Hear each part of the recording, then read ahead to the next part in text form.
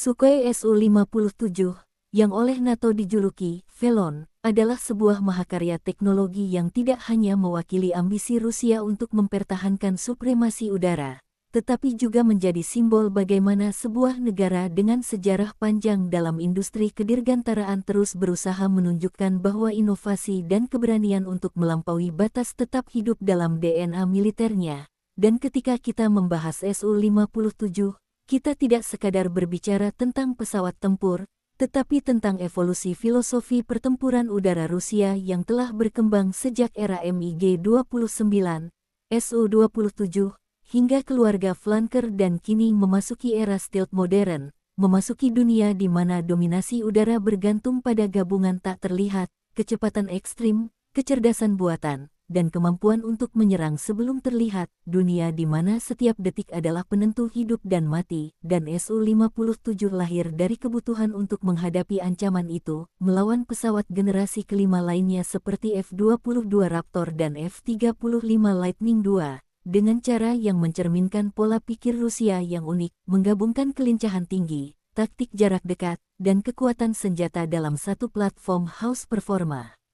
Dari penampilan luarnya saja, Su-57 memancarkan karakter agresif, garis tubuh yang tajam, kombinasi material komposit, desain sayap trapezoid, serta bentuk fuselage yang dipahat untuk meminimalkan jejak radar.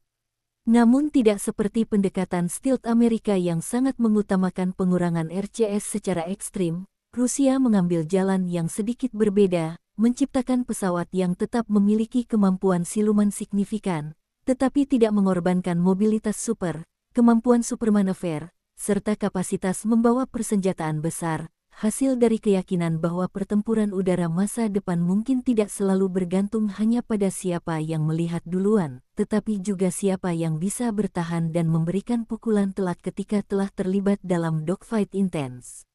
Dengan dilengkapi mesin turbofan generasi terbaru yang dikenal sebagai Idelie-30, meski beberapa unit awal masih menggunakan mesin AL-41F1, Su-57 menjanjikan rasio dorong yang luar biasa, memungkinkan kecepatan jelajah supersonik tanpa afterburner, atau supercruise, yang membuatnya sebanding dengan jet generasi kelima lainnya, sementara kemampuan supermanever legendaris Rusia dipertahankan melalui sistem thrust vectoring dan aerodinamika yang dirancang untuk manuver ekstrim seperti Kulbit atau Kobra Pugachev, sesuatu yang hampir tidak mungkin dilakukan oleh kebanyakan jet lain di kelasnya. Tetapi performa fisik hanyalah satu sisi cerita. Su-57 dilengkapi dengan rangkaian sensor generasi baru, termasuk radar AESAN-036 Bielka dengan beberapa antena terpisah di hidung, sayap, dan bagian samping fuselage, memberikan pesawat ini sistem pencarian target 360 derajat yang tidak dimiliki pesawat stealth barat, sebuah pendekatan yang menunjukkan bahwa Rusia menginginkan pilot Su-57 dapat melihat musuh dari segala arah, bahkan dalam kondisi peperangan elektronik yang intens. Ditambah dengan sistem deteksi inframerah 101 kSiemens, Su-57 mampu melacak panas mesin lawan, misil, atau pesawat tanpa harus memancarkan radar, sebuah keunggulan besar dalam situasi senyap radar. Persenjataannya pun tidak kalah mengintimidasi, mulai dari rudal udara ke udara jarak pendek R-74M2, rudal jarak menengah R-77M dengan seekor AESA, hingga rudal jarak jauh R-37M yang mampu menembak sasaran lebih dari 300 km, ditambah kemampuan membawa rudal hipersonik kecil yang masih dalam tahap pengembangan. Dalam misi serangan darat, Su-57 dapat mengangkut bom pintar Kap-250/500, rudal jelajah Kiai Haji 59 Mk2,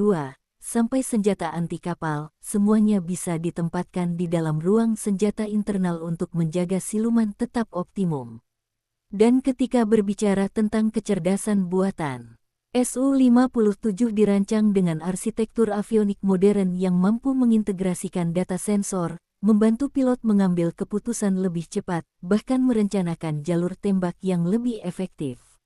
Lebih jauh, Su-57 disebut akan bersinergi dengan drone tempur Okhotnik BS-70, sebuah pesawat tanpa awak bermuatan besar yang dapat menjadi wingman setia, membuka peluang konsep Loyal Wingman, sebuah kolaborasi antara pilot manusia dan mesin AI yang dapat membawa peperangan udara ke era berikutnya. Tentu saja, setiap pesawat generasi kelima tidak luput dari kontroversi dan tantangan. Produksi Su-57 berjalan lambat, sanksi internasional mempengaruhi rantai suplai, dan beberapa insiden seperti jatuhnya prototipe telah menambah tekanan pada program ini. Namun Rusia tetap melangkah dengan yakin, memperkuat kemampuan pesawat ini sedikit demi sedikit, memperbaiki kelemahan, menambah fitur baru seperti kokpit yang disederhanakan, material komposit yang lebih kuat namun ringan, serta peningkatan kemampuan stealth lewat penyempurnaan struktur dan lapisan penyerap radar. Selain itu, Su-57 di medan tempur, meski terbatas, telah dilaporkan terlibat dalam operasi di Ukraina dan Suriah. Digunakan untuk meluncurkan rudal presisi dari jarak jauh, menguji sensor dalam kondisi perang nyata, dan melakukan misi pengintaian strategis.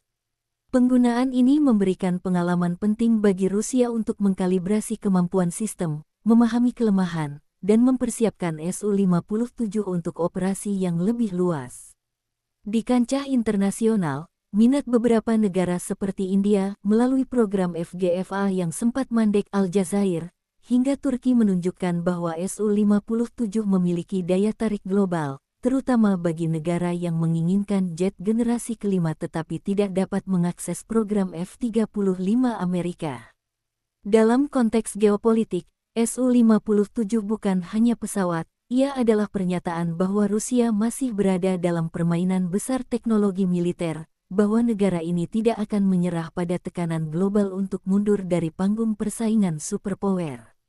Jika kita melihat bagaimana media Rusia menggambarkan pesawat ini, Su-57 diposisikan sebagai simbol kebangkitan industri aviasi, mewakili generasi baru pilot yang dilatih untuk menghadapi perang masa depan yang semakin kompleks, multi-domain, dan dipenuhi ancaman elektronik dan hipersonik. Namun di luar semua performa teknis, ada sisi lain yang membuat Su-57 menarik, filosofi desain Rusia yang selalu mengutamakan kombinasi elegan antara kesederhanaan mekanis dan kecanggihan teknologi. Setiap bagian pesawat ini dirancang untuk bertahan dalam kondisi ekstrim, untuk tetap bisa beroperasi di landasan yang tidak sempurna, dalam cuaca keras, atau bahkan ketika harus menjalani perawatan minimal di medan tempur. Ini adalah karakter jet tempur Rusia sejak zaman Perang Dingin, kuat, ganas, dan siap bertarung dalam segala kondisi. Ketika dunia terus bergerak menuju teknologi berbasis jaringan, peperangan drone, dan AI, Su-57 mencoba menjembatani dunia lama dogfight klasik, di mana manuver ekstrim masih berarti, dengan paradigma baru di mana informasi, stealth, dan kecepatan pengambilan keputusan menjadi inti pertempuran. Dan mungkin, disinilah kekuatan terbesarnya, kemampuan menyatukan yang lama dan yang baru. Dengan meningkatnya ketegangan global, terutama di kawasan yang menghadirkan potensi konflik udara, kehadiran Su-57 di Angkatan Udara Rusia memberi sinyal bahwa negara ini tidak hanya memodernisasi armadanya, tetapi juga mempersiapkan diri untuk pola konflik baru. Pertanyaannya kini bukan lagi apakah Su-57 mampu bersaing dengan F-22 atau F-35, tetapi bagaimana ia akan mengubah dinamika pertempuran udara ketika diintegrasikan dengan drone generasi baru, rudal hipersonik, dan sistem peperangan elektronik yang semakin canggih. Setiap teknologi yang melekat pada Su-57 menunjukkan bahwa Rusia sedang membangun ekosistem udara masa depan, bukan hanya sebuah jet tempur. Ketika mesin IDELY-30 sepenuhnya siap dan mulai dipasang pada unit produksi massal, Su-57 dapat mencapai performa yang jauh lebih ganas, dengan daya dorong lebih besar, konsumsi bahan bakar lebih efisien, dan kemampuan supercerus yang lebih lama.